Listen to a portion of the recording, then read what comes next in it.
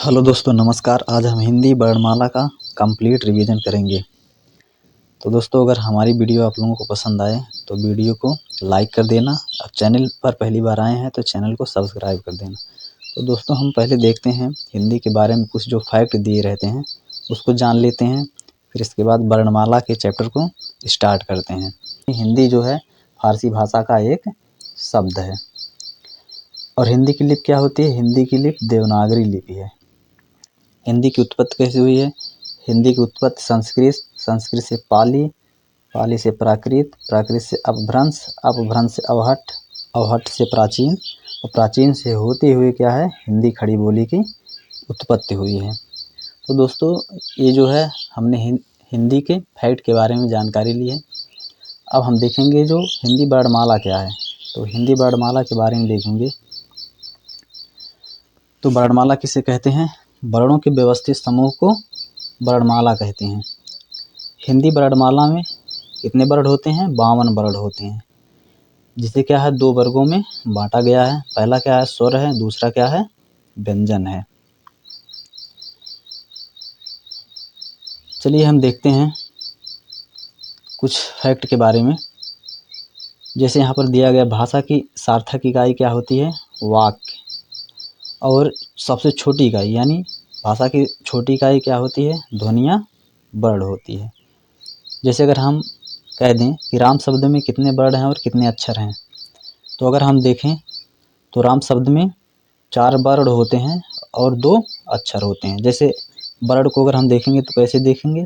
यहाँ पर रा, फिर क्या है? हलंत प्लस आ, जो बड़ा आ है, फिर इसके बाद क्या है? प्लस माँ, फिर प्लस आ। अगर इन सबको गिनेंगे तो हमारा कितना आ जाएगा? 4 आ जाएगा। लेकिन अगर हम अक्षर को देखेंगे तो अक्षर हमारे कितने आ जाएंगे? केवल 2। 2 कौन कौन से? रा है और माँ है। तो वर्ण टोटल कितने हो जाएंगे? वर्ण जो हो जाएंगे 4 हो जाएंगे और अक्षर कितने हो जाएंगे? 2 हो जाएंगे। तो चलिए दोस्तों आगे देखते हैं। अभी अभी हमने देखा जो हमारे वर्णमाला है, जो हमारा वर्णमाला है इसको हमने क्या है 2 वर्गों में वर्गीकृत किया है। नंबर 1 क्या है? स्वर, दूसरा क्या है? व्यंजन। अब हम स्वर के बारे में जानकारी प्राप्त करेंगे। स्वर क्या होते हैं? इनका उच्चारण स्वतंत्र रूप से होता है, अर्थात इनका उच्चारण करने में किसी अन्य वर्ण की आवश्यकता नहीं होती है। यानी स्वर वे होते हैं जिसे किसी अन्य वर्ण की सहायता से बोलने में आवश्यकता नहीं पड़ती है। और वर्णमाला में सभी स्वरों की संख्या कितनी होती है? 13। याद रखना कि सभी स्वर यानी कुल स्वरों की संख्या 13 होती है, जबकि 11 ही स्वर क्या है? माने गए हैं। लेकिन उच्चारण के आधार पर पूछ लिया जाए कि उच्चारण के आधार पर स्वरों की संख्या कितनी होती है, तो उच्चारण के आधार पर हमारे स्वरों की संख्या 10 होती है। चलिए देखते हैं उच्चारण के आधार पर स्वरों का वर्गीकरण। तो उच्चारण के आधार पर स्वरों का वर्गीकरण जो किया गया है वह 3 भागों में किया गया है।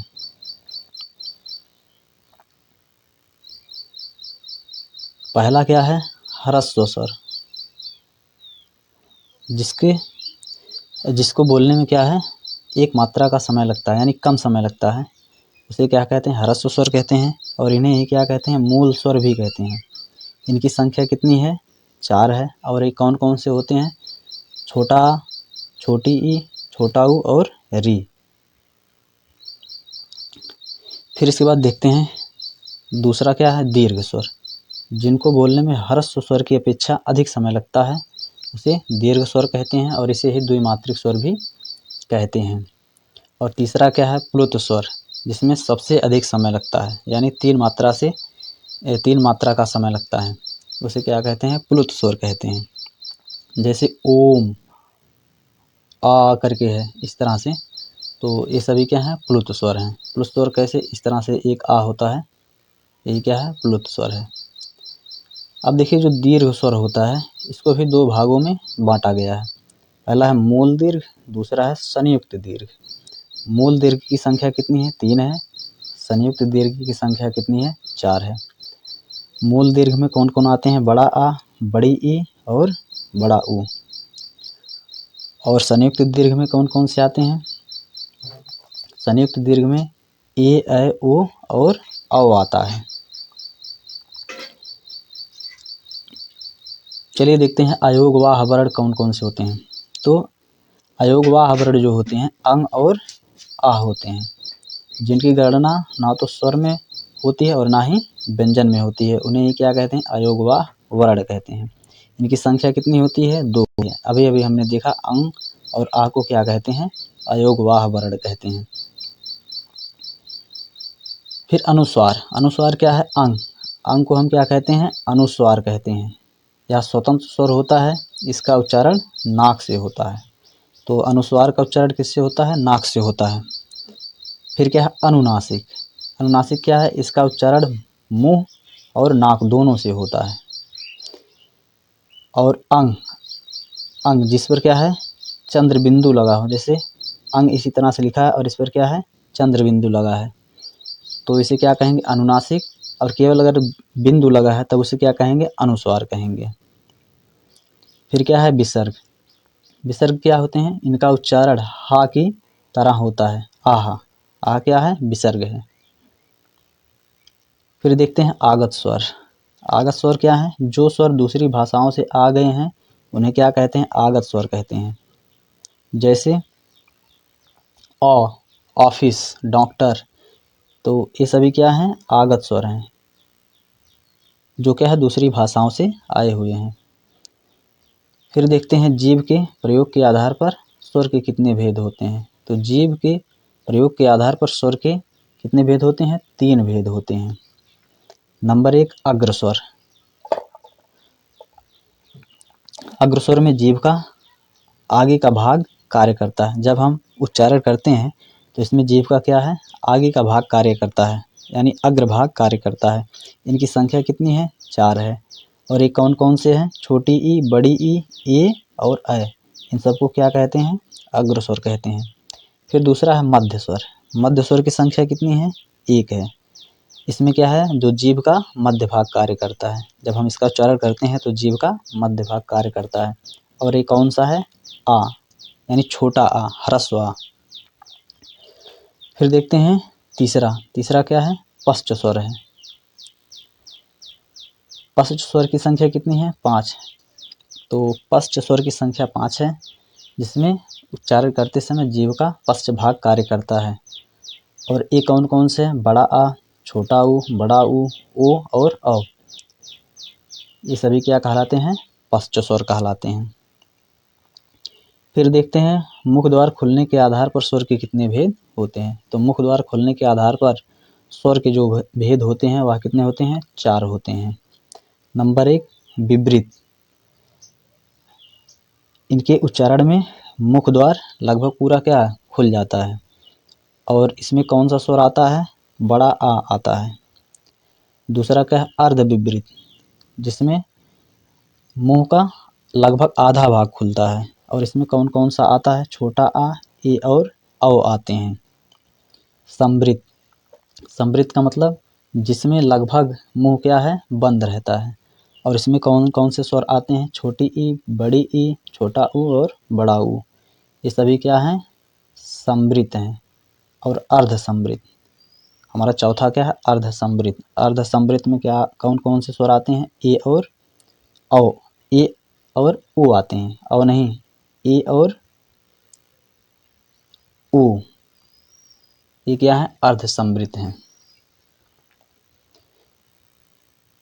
फिर देखते हैं होठों के गोलाकार के आधार पर स्वर के भेद। इसके आधार पर जो स्वर के भेद होते हैं वह 2 होते हैं। एक आवृत्तमुखी, एक क्या है, आवृत्तमुखी, और दूसरा क्या है, वृत्तमुखी। आवृत्तमुखी में उच्चारण करते समय जो होठ होता है वह गोलाकार नहीं होता है।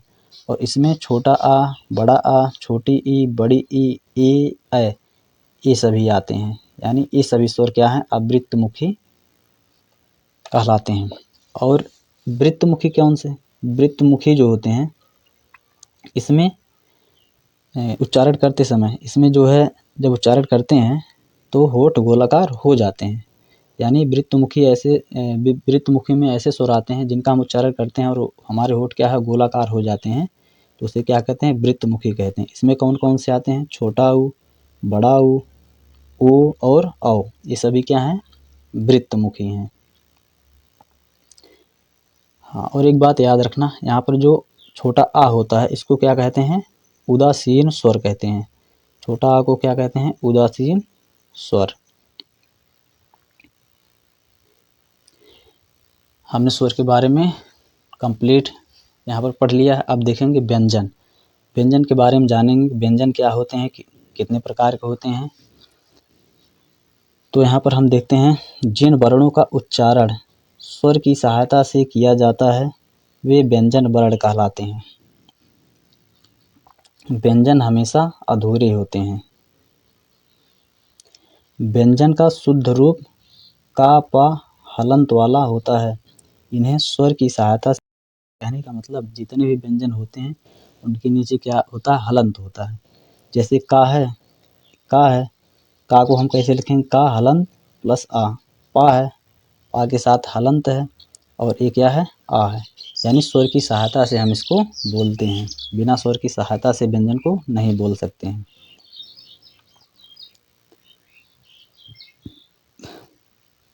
वर्णमाला में मूल व्यंजनों की संख्या कितनी होती है? 33 होती है। इन्हें उच्चारण के स्थान पर 3 वर्गों में वर्गीकृत किया गया है। कहने का मतलब उच्चारण के आधार पर इनको क्या है? 3 वर्गों में वर्गीकृत किया गया है। पहला क्या है? स्पर्श व्यंजन। दूसरा क्या है? अंतस्थ व्यंजन। तीसरा क्या है? ऊष्म व्यंजन।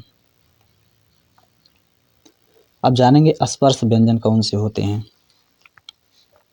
जिन वर्णों के उच्चारण करते समय अंदर से निकली हुई वायु मुंह के विभिन्न भागों कंठ, ताल, मूर्धा, दंत, ओष्ठ से छूकर निकलती है या होकर निकलती है उसे स्पर्श व्यंजन कहते हैं। इनकी संख्या कितनी है? 25 है, और इन्हें क्या है? 5 वर्गों में वर्गीकृत किया गया है। 5 वर्गों में वर्गीकृत करने के कारण ही इन्हें क्या कहते हैं? वर्गीय व्यंजन कहते हैं। अब देखिए इनका जो वर्ग है, ये है का, खा, गा, घा, अंगा। ये क्या है? ये है का वर्ग। इसको हम कहेंगे का वर्ग। और चा, छा, जा, झा, इया, ये क्या है? टा वर्ग है। चा वर्ग है, टा वर्ग नहीं, चा वर्ग। चा, छा, जा, झा, इया, ये क्या है? चा वर्ग है। टा, ठा, डा, ढा, ड़ा, ये क्या है? टा वर्ग है। ता, था, दा, धा, ना, ये क्या है? ता वर्ग है। पा, फा, बा, भा, मा, ये क्या है? पा वर्ग है। यानी का वर्ग, चा वर्ग, टा वर्ग, ता वर्ग, पा वर्ग। इस तरह से टोटल अगर हम देखेंगे तो 5 इधर के और 5 इस तरह से, तो मिलाकर कितने हो जाएंगे? 5 गुणे 5 यानी 25। टोटल क्या है? 25 हैं। अब का वर्ग को हम किससे बोलते हैं? कंठ से। यानी इसका उच्चारण स्थान क्या है? का वर्ग का कंठ है। चा वर्ग का उच्चारण स्थान क्या है? तालु है। टा वर्ग का उच्चारण स्थान मूर्धा। ता वर्ग का उच्चारण स्थान दंत है। और पा वर्ग का उच्चारण स्थान क्या है? ओष्ठ है।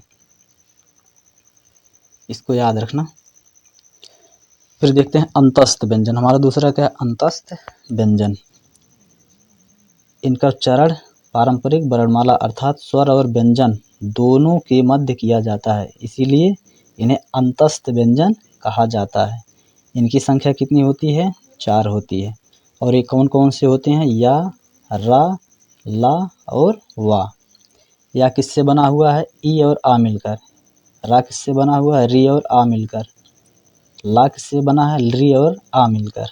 वा किससे बना है? उ और आ मिलकर बना हुआ है। तो याद रखना, या और वा को क्या कहते हैं? अर्ध स्वर कहते हैं। रा को क्या कहते हैं? लुंठित या प्रकंपित व्यंजन। और ला को क्या कहते हैं? पार्श्विक व्यंजन। फिर हम देखते हैं ऊष्म या संघर्षी व्यंजन।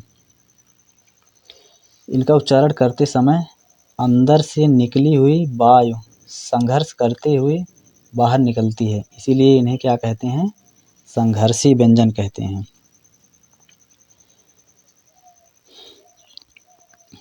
तथा संघर्ष करने के कारण ऊष्मा निकलती है, इसीलिए इन्हें क्या कहते हैं? ऊष्म व्यंजन भी कहते हैं। इनकी संख्या कितनी है? 4 है। ये कौन कौन से हैं? सा, सा, सा हा, यानी तीनों सा और हा, तीनों सा और हा, ये क्या है, ऊष्म संघर्षी व्यंजन है। इस सा को हम क्या कहते हैं, इस वाले सा को कहते हैं तालव्य सा, इसको क्या कहते हैं, मूर्धन्य सा, और इसको क्या कहते हैं, छोटा सा या दंतव्य सा भी कह सकते हैं। फिर देखते हैं स्पर्श संघर्षी। स्पर्श संघर्षी व्यंजन कौन से होते हैं, चा छा जा झा। ये देखिए थोड़ा क्रम से नहीं है, इससे कोई मतलब नहीं है। तो चा छा जा झा, इन सबको क्या कहते हैं, स्पर्श संघर्षी व्यंजन कहते हैं। फिर देखते हैं संयुक्त व्यंजन। यह व्यंजन दो व्यंजनों के संयोग से निर्मित होते हैं। इनकी संख्या कितनी है, 4 है। तो देखते हैं कौन कौन से हैं। तो हमारा पहला है छा, दूसरा है त्रा, तीसरा है ज्ञा और चौथा है सरा। जो छा है का और सा से मिलकर बना होता है, त्रा ता और रा से मिलकर बना होता है, ज्ञा जा और या से मिलकर बना होता है, सरा सा और रा से मिलकर बना होता है। फिर देखते हैं उत्क्षिप्त या द्विगुण व्यंजन। देखिए इनका उच्चारण करने से जीभ मूर्धा से स्पर्श करते हुए झटके के साथ नीचे आती है, उसे द्विगुण या उत्क्षिप्त व्यंजन या उत्सृप व्यंजन के नाम से जाना जाता है। यानी ढा, अढ़ा और अढ़ा को क्या कहते हैं, उत्क्षिप्त व्यंजन कहते हैं। ढा और ढा को क्या कहते हैं, उत्क्षिप्त व्यंजन। फिर है आगत व्यंजन। जिस व्यंजन की उत्पत्ति दूसरी भाषा से हुई है और उसका प्रयोग हम अपनी भाषा में करते हैं, वह आगत व्यंजन कहलाता है। जैसे का है, खा है, जा है, फा। अगर देखेंगे तो इन सब के नीचे क्या लगा हुआ है, एक छोटी सी बूंदी है, यानी एक छोटी सी बिंदु है। इस बिंदु को क्या कहते हैं, नुक्ता। प्राणत्व के आधार पर वर्ण के भेद। प्राणत्व के आधार पर वर्ण के 2 भेद होते हैं। पहला क्या है, अल्प प्राण, जिसमें पहला, तीसरा, पांचवा वर्ण और साथ में अंतस्थ व्यंजन आते हैं। दूसरा है महाप्राण, जिसमें दूसरा, चौथा और ऊष्म व्यंजन आते हैं। तो महाप्राण किसे कहते हैं, इसको देख लेते हैं फिर से। जिनके उच्चारण करने में अधिक वायु की आवश्यकता होती है, ये क्या होते हैं, महाप्राण होते हैं। इसमें वर्गीय व्यंजन के 2, 4 वर्ण आते हैं, यानी दूसरे और चौथे वर्ण आते हैं। और साथ में क्या आते हैं, ऊष्म व्यंजन, जो तीनों सा होता है और साथ में हा होता है, वो सभी क्या होते हैं, महाप्राण होते हैं। और अल्प प्राण कौन से होते हैं, जिनके उच्चारण करने में कम वायु लगती है, उसे क्या कहते हैं, अल्प प्राण कहते हैं। इसमें वर्गीय व्यंजन के 1, 3, 5 वर्ण, यानी पहले, तीसरे और पांचवें वर्ण, साथ में अंतस्थ व्यंजन या, वा, रा, ला आते हैं। तो चलिए हम देख लेते हैं कि अल्प प्राण कौन से होते हैं और महाप्राण कौन से होते हैं। तो अगर हम देखें तो यहाँ पर दूसरे और चौथे और ऊष्म क्या होते हैं, महाप्राण होते हैं। या फिर कह सकते हैं पहले और तीसरा वर्ग और जो हमारा है पांचवा वर्ग, पहला, तीसरा और पांचवा, ये सभी क्या होते हैं, ये सभी होते हैं अंतस्थ, ये सभी होते हैं अल्प प्राण, अंतस्थ नहीं, अल्प प्राण। और साथ में इसके क्या आते हैं, अंतस्थ व्यंजन जो होते हैं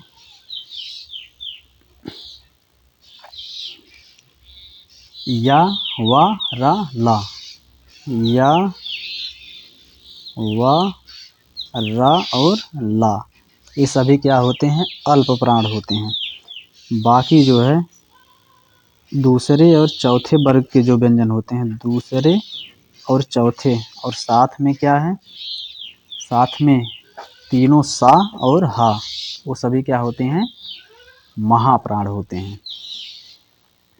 तो इसको याद रखना। 1, 3, 5 अंतस्थ व्यंजन जो होते हैं वो क्या होते हैं, अल्प प्राण। 2, 4 और ऊष्म व्यंजन वो सभी क्या होते हैं, महाप्राण होते हैं।